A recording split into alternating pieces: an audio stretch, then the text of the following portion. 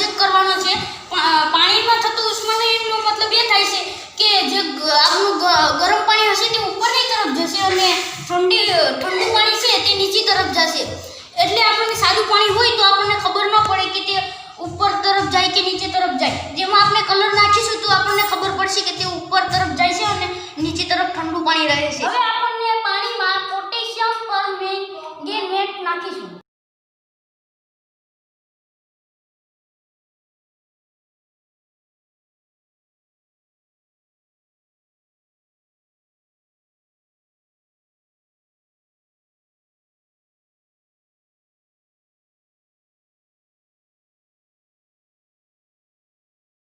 હવે આપણને દીવાને સળગાવીશું.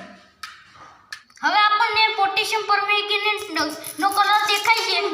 ગરમ થશે તેમ ગરમ પાણી ઉપર આવશે અને ઠંડુ પાણી નીચે આવશે. આનાથી આપણને ખબર પડે કે ગરમ પાણી છે તે ઉપર જશે અને ઠંડુ પાણી છે તે નીચે આવશે.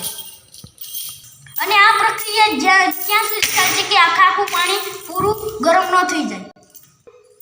આવી જ રીતે આપણે જો ગરમ દૂધ કરીએ તો ગરમ દૂધ છે તે ઉભરાઈને ઉપર આવશે અને ઠંડુ છે તે નીચે તળિયે રહેશે.